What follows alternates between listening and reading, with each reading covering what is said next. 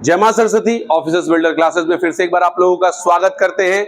अभी हम लोगों ने देखिए सबसे पहले तो मैं आप सभी को बता दूं, सभी दर्शकों को, सभी छात्रों को बता दूं कि लगातार आपको यूट्यूब पे हर एक टॉपिक वाइज आप लोग ऑफिसर्स बिल्डर क्लासेस करके सब लोग तो सबसे पहले सब्सक्राइब कर दो इस चैनल को, जितने भी लोग हैं। और ऑफिसर्स बिल्डर क्लासेस में हर एक टॉपिक वाइज आपको वीडियो डला हुआ मिलेगा। जैसे कि आप लोग चंपारण सत्याग्रह डालिएगा तो मिल जाएगा, खेड़ा सत्याग्रह डालिएगा तो मिल जाएगा, अहमदाबाद मिल जाएगा, नन कोऑपरेशन मूवमेंट मिल जाएगा, खिलाफत आंदोलन मिल जाएगा। तो हम लोग सभी को छोटे छोटे वीडियोस में इसलिए बना रहे हैं ताकि आप लोग इसको छोटे से टाइम में देख के तुरंत इसको समझ जाएं। और टॉपिक वाइज समझिएगा तो ज्यादा अच्छा रहेगा। और उसमें हम बहुत विशेष कुछ चीजें डाल रहे हैं जो सामान्य तौर पे आपको देखने को नहीं मिलता है।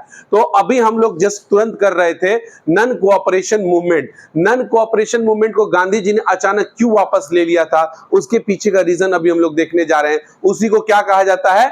चौरी चौरा कांड। हालांकि अंग्रेजों के द्वारा इसको चौरी चौरा कांड कहा गया था, लेकिन हमारे योगी आदित्यनाथ की सरकार, उत्तर प्रदेश की सरकार ने इसको क्या नाम दे दिया है? चौरी चौरा घटना दे दिया है। ठीक है ना। ये कब घटी थी? 4 फरवरी 1922 को घटा था। देखिए 4 फरवरी 1922 को हुआ क्या था? उत्तर प्रदेश के चौरा चौरी नामक स्थल पर, चौरा चौरी ये आपके गोरखपुर के पास पड़ता है।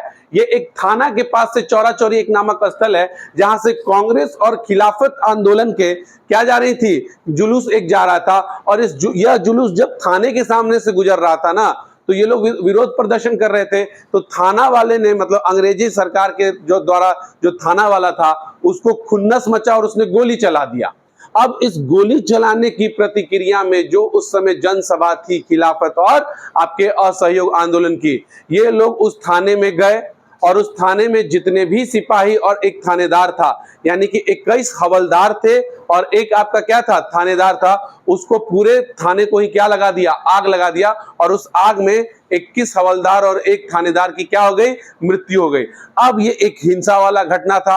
कहीं ना कहीं लोग इससे प्रेरित होकर और जगह क्या कर देते? हिंसा कर देते, जिसका परिणाम क्या होता कि अंग्रेज हम लोगों के ऊपर भी हिंसात्मक कार्रवाई करता। तो गांधी जी ने तत्कालिक रूप से इसको क्या कर दिया कि ये स्थिति को देख के गांधी जी ने बरदौली में, कहां पे? गांधी जी ने बरदौली में एक कांग्रेस कमेटी की बैठक बुलाई और इस कांग्रेस कमेटी की बैठक में असहयोग आंदोलन को समाप्त करने का निर्णय लिया। और यह असहयोग आंदोलन समाप्त करने के लिए किस दिन, मतलब इसकी घोषणा की गई थी? तो 12 फरवरी 1922 को असहयोग आंदोलन समाप्त हो गया था। और 10 मार्च 1922 को इस घटना के कृत्य में गांधी जी को क्या कर लिया जाता है? गिरफ्तार कर लिया जाता है। तथा 18 मार्च 1922 को अहमदाबाद के एक सेशन जज के द्वारा इनको क्या कर दिया जाता है? 6 वर्षों की क्या सुनाई जाती है? सजा सुनाई जाती है। तो 6 वर्ष के लिए गांधी जी कहां चले जाएंगे? जेल। लेकिन देखिए 6 वर्ष अगर आप जोड़ते हैं 1922 से तो 1928 होना चाहिए। लेकिन गांधी जी को स्वास्थ्य के आधार पर कब रिहा कर दिया गया था?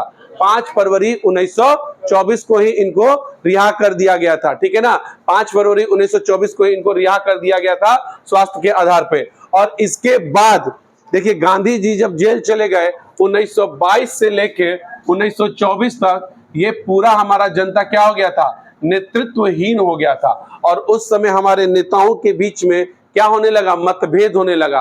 कुछ लोग कह रहे हैं कि हम लोग इस तरीके को छोड़कर एक नया तरीका अपनाया जाए। जो हम लोग विधान परिषद का बहिष्कार कर रहे थे, हम लोग विधान परिषद में फिर से शामिल होकर अंग्रेजों के कार्यों को उनके सामने जाके रोकेंगे।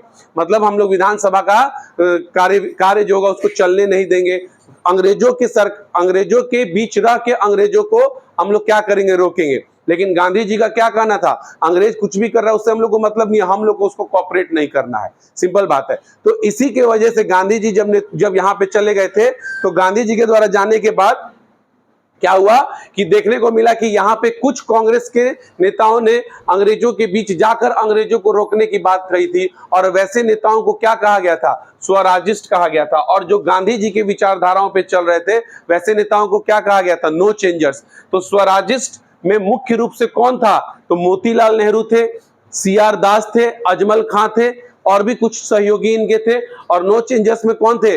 आपके जितने भी सरदार वल्लभ भाई पटेल थे, राजेंद्र प्रसाद थे, आपके एम ए अंसारी थे। ये लोगों ने कहा कि नहीं, गांधी जी ने जो बोला है उसी आधार पे हम लोग चलेंगे भाई, गांधी जी जब आएंगे फिर से हम लोग उसको करेंगे, लेकिन हम लोग अंग्रेजों का कॉपरेशन नहीं करेंगे। और ये लोग क्या कर दिया कि विधान परिषद में फिर से हम लोग भाग लेंगे और भाग लेके अंग्रेजों के बीच कार्यवाही का क्या करेंगे, विरोध करेंगे।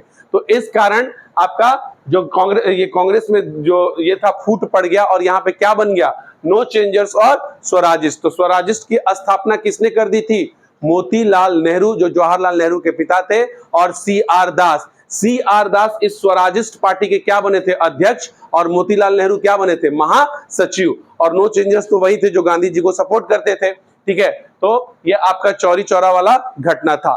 थैंक यू, जय हिंद, जय भारत।